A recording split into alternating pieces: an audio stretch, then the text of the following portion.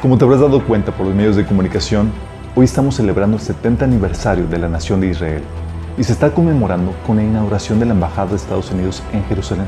Esto ha causado mucha conmoción entre los que seguimos la profecía bíblica, pero también ha avivado el debate del derecho de Israel a la tierra.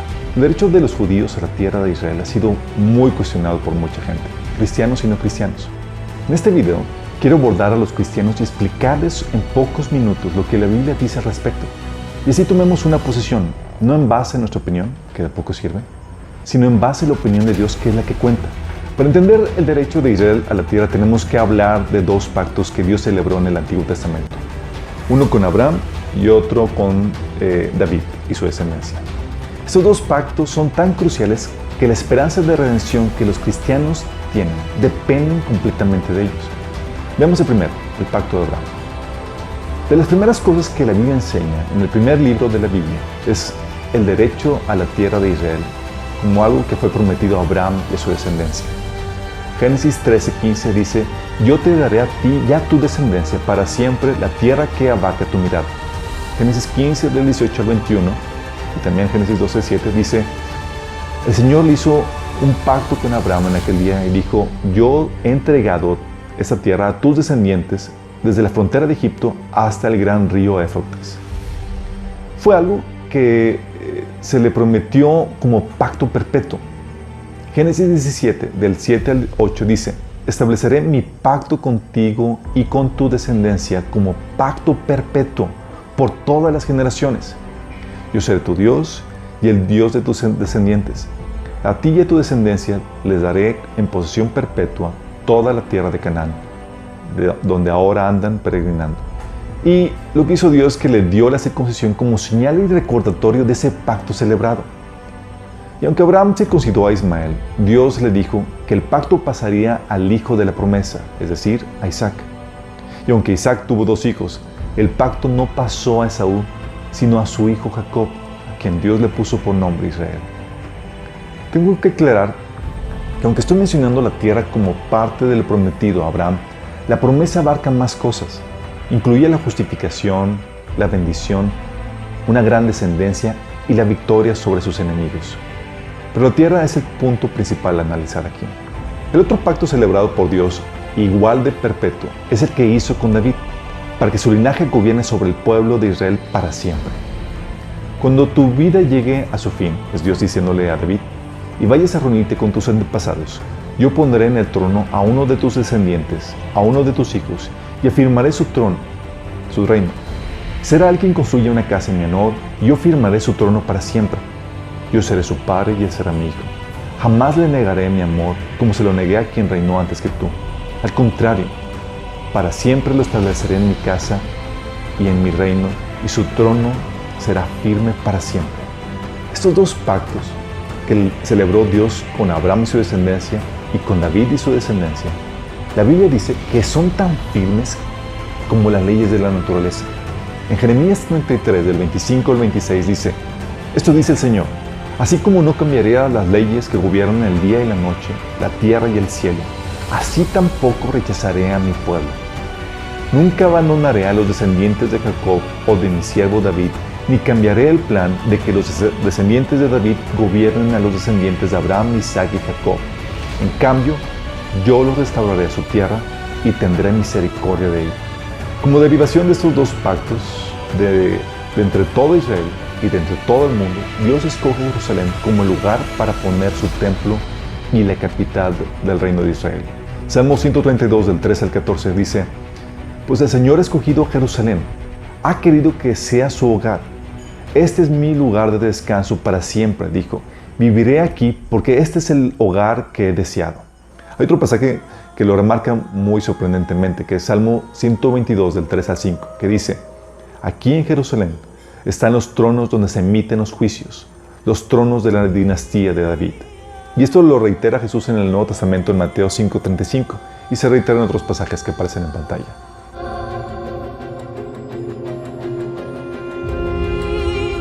Por el pacto con Abraham y su descendencia, Dios otorgó a la nación de Israel la tierra prometida durante la conquista dirigida por Josué. Así que el Señor le entregó a Israel toda la tierra que había jurado darle a sus antepasados, y los israelitas la tomaron para sí y se establecieron en ella. Y el Señor les dio descanso en todo el territorio, tal como se lo había prometido solemnemente a los antepasados de ellos. Ningún enemigo pudo hacerles frente, porque el Señor los ayudó a conquistar a todos sus enemigos. Ni una sola de todas las buenas promesas que el Señor le había hecho a la familia de Israel quedó sin cumplirse. Todo lo que Él había dicho se hizo realidad. Y por el pacto con David, vemos que Dios procuró que no faltara descendiente suyo en el trono de Israel. En cuanto a ti, si me sigues con integridad y rectitud como lo hizo tu padre David, y obedeces todos mis mandatos, decretos y ordenanzas, entonces estableceré tu dinastía en el trono de Israel para siempre. Pues a tu padre David le prometí, siempre habrá uno de tus descendientes en el trono de Israel. Por dichos pactos, Dios alargaba su misericordia sobre el pueblo de Israel cuando eran desobedientes. Sin embargo, ni el pacto de Abraham ni el pacto de David se cumplieron en su plenitud. Dios nunca conquistó por completo la tierra. Al contrario, llegaron al punto del exilio. Y el reino del linaje de David se vio disminuido, menoscabado y truncado. Y es que estos dos pactos no hallarían su cumplimiento completo y permanente sino hasta con Jesús, el Mesías, el descendiente de David y descendiente de Abraham. Fue él de quien el ángel dijo a María: el Señor Dios le dará el trono de su antepasado David y reinará sobre Israel para siempre y su reino no tendrá fin. Pablo habla del cumplimiento de las promesas dadas a Abraham en Cristo. Por medio de Cristo Jesús, la bendición prometida a Abraham llega a las naciones. En Gálatas 3:16 dice: ahora bien, a Abraham fueron hechas las promesas y a su simiente. No dice y a la simiente es como si hablase de muchos, sino como de uno, y a tu simiente, la cual es Cristo. Por eso leemos en 1 Corintios 1:20, que dice: pues todas las promesas de Dios se cumplieron en Cristo con un resonante sí. ¿Qué promesas? Las promesas hechas en los pactos. Con Jesús no solo se cumplen, sino que se expanden. Pues aunque a Abraham y a su descendencia se le otorga la tierra de Canaán, Dios hace un pacto específicamente con el Mesías en el que promete darle a él no solo la tierra de Israel, sino toda la tierra. Y el reino, no solo de Israel, sino sobre todas las naciones. Tan solo pídelo, y te daré como herencia las naciones, toda la tierra como posesión tuya. Las quebrarás con vara de hierro, y las harás pedazos como si fueran ollas de barro. Y la iglesia, por ser el cuerpo de Cristo, participa en esa herencia prometida de David y Abraham. Y todos los que fueron unidos a Cristo en el bautismo se han puesto a Cristo como si pusieran ropa nueva. Ya no hay judío, ni gentil, esclavo, ni libre, hombre, ni mujer, porque todos ustedes son uno en Cristo. Y ahora que pertenecen a Cristo, son verdaderos hijos de Abraham. Son sus herederos y la promesa de Dios a Abraham les pertenece a ustedes. Wow. Es en base al pacto con Abraham que Jesús nos promete heredar la tierra. Romanos 14:13, Mateo 5:5, Salmo 37:29, Apocalipsis 11:15 hablan acerca de esto. Y es el pacto con David que Jesús, en base a ese pacto que Jesús nos promete que reinaremos con él sobre la tierra.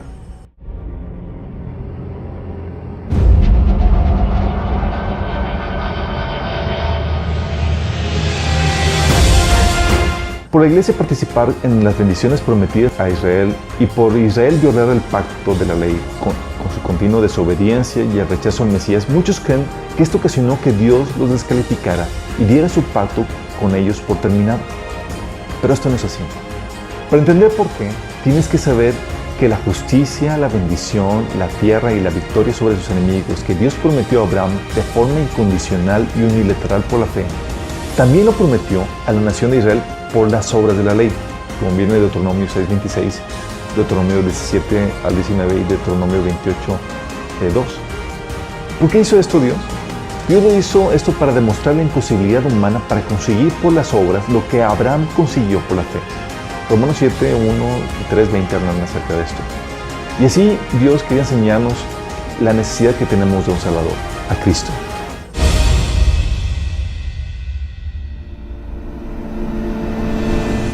La violación del pacto sinaítico, la ley de Moisés, por lo tanto no rompe lo prometido en el pacto abrahámico. De esto precisamente habla Pablo cuando dice: el acuerdo que Dios hizo con Abraham no podía anularse 430 años más tarde, cuando Dios le dio la ley a Moisés, porque Dios estaría rompiendo su promesa. Pues si fuera posible recibir la herencia por cumplir la ley, entonces esa herencia ya no sería resultado de aceptar la promesa de Dios. Pero Dios, por su gracia, se le concedió a Abraham mediante una promesa. La herencia a Abraham y su descendencia llega por la fe en la promesa, no por la obediencia a la ley. Si la herencia se basa en la ley, ya no se basa en la promesa. Pero Dios se le concedió gratuitamente a Abraham mediante una promesa.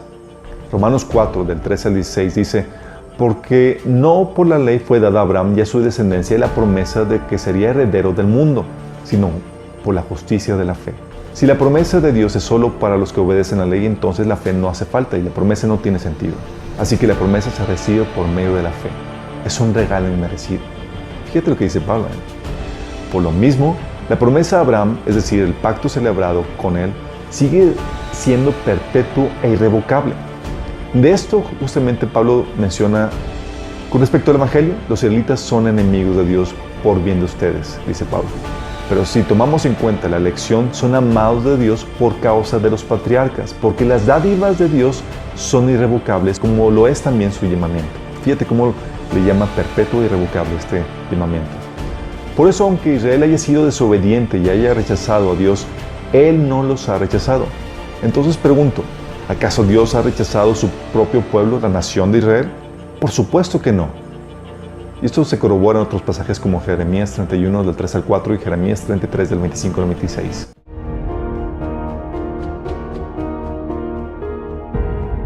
Entonces, ¿la iglesia no reemplaza a Israel? No.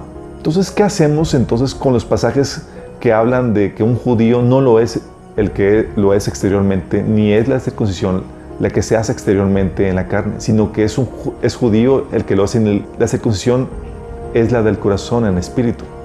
¿O qué del pasaje que dice: no todos los que descienden de Israel son israelitas, ni por ser descendientes de Abraham son todos hijos, sino solo los que son hijos según la promesa, los que son contados como descendientes? Primero tenemos que entender que la Biblia siempre ha dejado en claro que la herencia prometida a Abraham y a David y la adopción como hijos se obtiene solo por la fe en Cristo. Pero esta oferta de adopción como hijos, esa herencia prometida, fue diseñada para que Israel la recibiera. Ellos son el pueblo de Israel, elegidos para ser los hijos adoptivos de Dios. Él les reveló su gloria, hizo pactos con ellos y les entregó su ley. Les dio el privilegio de adorarlo y de recibir sus promesas maravillosas. Romanos 15:8 dice: recuerden que Cristo vino a servir a los judíos para demostrar que Dios es fiel a las promesas que les hizo a los antepasados de ellos. Por eso Jesús fue primero a las ovejas perdidas de la casa de Israel y resistía a realizar su ministerio entre los gentiles. Él decía: no fui enviado sino a las ovejas perdidas del pueblo de Israel. De hecho, el nuevo pacto fue diseñado para establecerse con el pueblo de Israel, como viene en Jeremías 31 del 31 al 34. No fue sino hasta que Israel rechazó al Mesías que la oferta para recibir la adopción y la herencia se abrió a los gentiles. Romanos 11:15 dice que el rechazo de ellos hizo que Dios ofreciera la salvación al resto del mundo. Pero esta oferta a los gentiles es solo por tiempo limitado, como viene en Romanos 11:25. Y tiene el propósito de traer de vuelta al pueblo de Israel. Terminando este tiempo de gracia a los gentiles, Dios restaurará a Israel. Es decir, serán injertados en el pacto para recibir las bendiciones prometidas a los patriarcas. Y si el pueblo de Israel abandona su incredulidad, volverá a ser injertado, pues Dios tiene poder para volver a injertarlo en el árbol. Tú, por naturaleza, eras una rama cortada de un olivo silvestre. Por lo tanto, si Dios estuvo dispuesto a ir en contra de la naturaleza e injertarte en un árbol cultivado, Él estará mucho más dispuesto a injertar las ramas originales en el árbol al que pertenecen. Mis amados hermanos, quiero que entiendan esto en misterio para que no se vuelvan orgullosos de ustedes mismos. Parte del pueblo de Israel tiene el corazón endurecido, pero eso solo durará hasta que se complete el número de gentiles que aceptarán a Cristo. Y entonces todo Israel será salvo. Como dicen las Escrituras, el que rescata vendrá de Jerusalén y apartará a Israel de la maldad. Y mi pacto con ellos es que quitaré sus pecados. De acuerdo a Romanos 11:15, la restauración de Israel traerá consigo la resurrección de los muertos. Por eso sabemos que sucederá en el tiempo de la segunda venida de Jesús. De hecho, Jesús sabía muy bien esto, por eso profetizó que no volvería sino hasta el tiempo en el que Israel lo acepte como su Mesías. De acuerdo a Mateo 23, del 37 al 39. Entonces, además de su perdón, dicha restauración conlleva tres aspectos: la liberación de sus enemigos, como viene en Lucas 1 del 68 al 79, la restauración del reino, como viene en Lucas 1 del 31 al 32, Hechos 1:6, Marcos 10:35, Lucas 22:28, y la restauración de la tierra. Con respecto a la restauración de la tierra, tienes pasajes como: luego me dijo, hijo de hombre, estos huesos representan al pueblo de Israel. Ellos dicen, nos hemos vuelto huesos viejos y secos, hemos perdido toda esperanza, nuestra nación está acabada. Por eso profetiza y adviérteles que así dice el Señor Omnipotente. Pueblo mío, abriré tus tumbas y te sacaré de ellas y te haré regresar a la tierra de Israel. Pondré en ti mi aliento de vida y volverás a vivir, y te estableceré en tu propia tierra. Reuniré al pueblo de Israel de entre las naciones. Los regresaré a su propia tierra desde los lugares a donde fueron esparcidos. Esto se reitera en Jeremías 31 del 5 al 6. En este capítulo de Ezequiel 37, te aclara que eso sucederá cuando Dios restaure el trono de David como un reino eterno, lo cual sucederá cuando Jesús regrese en su segunda venida. Es en este tiempo futuro cercano que se cumplirán por fin las fronteras de tierra prometidas a Abraham. Se redistribuirá la tierra a Israel entre las diferentes tribus, como viene en Ezequiel 45 al 48.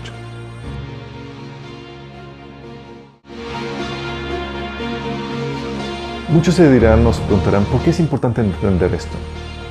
Porque llegará un periodo en la historia, y está comenzando ya, en el que el mundo entero, como una manifestación de su rechazo a Dios y a su palabra, se levantará contra Israel y hará de Jerusalén el centro del conflicto internacional. Zacarías 12:2 al 3 dice, convertiré a Jerusalén en una copa que embriagará a todos los pueblos vecinos. Judá será sitiada lo mismo que Jerusalén, y todas las naciones de la tierra se juntarán contra ella. En aquel día convertiré a Jerusalén en una roca inconmovible para todos los pueblos. Los que intenten moverla quedarán despedazados. Esto detonará la conversión de Israel y el regreso de Jesús para defender a su pueblo de las naciones invasoras. Zacarías 12:8 dice, en aquel día el Señor defenderá al pueblo de Jerusalén. El más débil entre ellos será tan poderoso como el rey David, y los descendientes reales serán como Dios mismo, como el ángel del Señor que va delante de ellos. Pues en aquel día comenzaré a destruir a todas las naciones que ataquen a Jerusalén. En Apocalipsis 19 del 11 al 16 y Joel 2 del 12 al 11 puedes ver cómo Jesús no lo hace solo, sino que lo hace con un poderoso ejército, que resulta ser su iglesia que regresa con él. A las naciones sobrevivientes de la guerra Jesús las juzgará de acuerdo a cómo trataron a los judíos y a su tierra. Joel 3 del 1 al 6 dice, en aquellos días, en el tiempo señalado, cuando restaure yo la suerte de Judá y de Jerusalén, reuniré a todas las naciones y les haré bajar al valle de Josafat. Ahí entraré en juicio contra los pueblos en cuanto a mi propiedad, mi pueblo Israel, pues lo dispersaron entre las naciones y se repartieron mi tierra. Jeremías 12:4 dice, esto dice el Señor, desarraigaré de sus tierras a todas las naciones malvadas que extendieron la mano para tomar lo que le di a Israel, hablando de su tierra. Este juicio de las naciones sobrevivientes es del que Jesús habla en Mateo 25 del 31 al 46. En este pasaje puedes ver que el juicio es en base a cómo trataron a sus hermanos. Y a la luz del pasaje de Joel, que habla de este mismo juicio de las naciones, sabemos que se refiere a sus hermanos en la carne, es decir, a los judíos. ¿Por qué Jesús juzgaría a las naciones de esta manera? Porque como ya hemos visto, los pactos con Abraham y su descendencia no han caducado, sino que son perpetuos. Pero el mundo los quebranta, acarreando sobre sí maldición. Isaías 24, del 5 al 6 dice, la tierra sufre por los pecados de sus habitantes, porque han torcido las instrucciones de Dios, han violado sus leyes y quebrantado su pacto eterno. Por lo tanto, una maldición consume la tierra. Sus habitantes tienen que pagar el precio por su pecado. Entonces, ¿la tierra pertenece a Israel? Así es. ¿Bajo qué derecho? Bajo el derecho otorgado por el dueño de la tierra. El Salmo 50:12 nos recuerda que el mundo y su plenitud son propiedad de Dios. Jefté da este argumento a los que reclamaban a Israel su aparente usurpación a la tierra. El Señor Dios de Israel les quitó esta tierra a los amorreos para dársela a su pueblo Israel. ¿Y tú nos las vas a quitar? ¿Acaso no consideras tuyo lo que tu Dios Quemos te da? pues también nosotros consideramos nuestro lo que el Señor nuestro Dios nos da. Como cristianos entonces, dejar a un lado nuestra opinión y respetar lo que la Biblia enseña es de crucial importancia, porque de lo contrario nuestra influencia puede ocasionar que la gente se alinee en contra del derecho de Israel a la tierra, acarreando con ello maldición y juicio por parte de Dios. Y te aseguro, no quieres tener sobre ti ese peso de culpabilidad.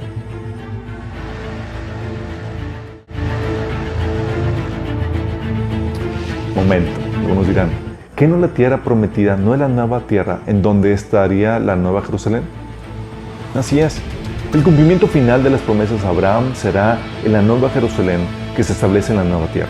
De hecho, la Biblia nos enseña que Abraham tenía esta revelación, pues esperaba la ciudad que tiene fundamentos, cuyo arquitecto y constructor es Dios, de acuerdo a Hebreos 11:10. Pero también tiene un cumplimiento en esta tierra, el cual veremos en su plenitud durante el reino milenial de Cristo. Esto dice el Señor soberano: el pueblo de Israel volverá a vivir en su propio país, la tierra que le di a mi siervo Jacob, pues reuniré a los israelitas de entre las tierras lejanas a donde los hubiera esparcido.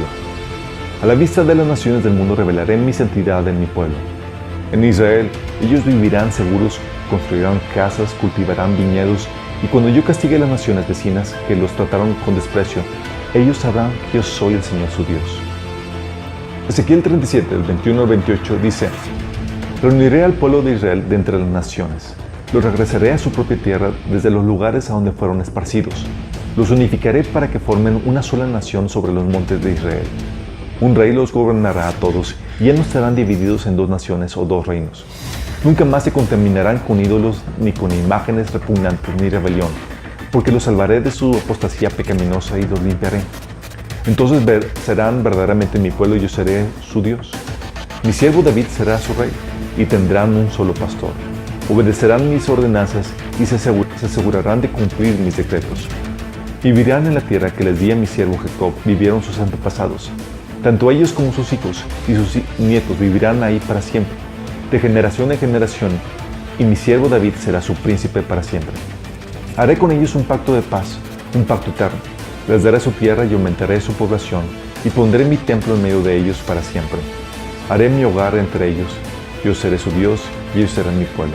Y cuando mi templo esté en medio de ellos para siempre, las naciones sabrán que yo soy el Señor, quien hace santo Israel.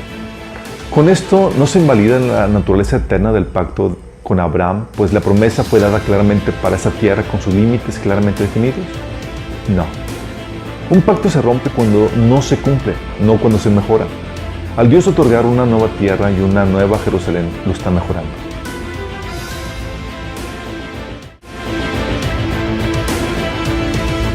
Pero, ¿qué del argumento de que el judaísmo es una religión sin implicaciones políticas ni de derecho a la tierra? No tiene ninguna base bíblica. Como hemos visto, el pacto de Abraham fue para otorgarle a él y a su descendencia una tierra claramente definida. Dentro de este territorio, establece a Jerusalén claramente como su capital, y el pacto sinaítico que Dios celebró con Israel en su nacimiento como nación tiene instrucciones para la conquista, la administración de la tierra que ocuparían, el establecimiento de reyes, un código militar, un código penal, un civil y el religioso o el del templo. Con lo anterior puedes ver que el judaísmo es más que una religión. Es un pueblo a quien se le ha asignado una tierra, un gobierno y un Dios, es decir, una teocracia. Esta teocracia es la que como cristianos predicamos que viene a establecerse en toda la tierra cuando Jesús regrese, y que la única forma de participar en este reino es creyendo que Jesús se hizo carne en la persona de Jesús, que murió y resucitó por el perdón de tus pecados y que es el Señor de todo.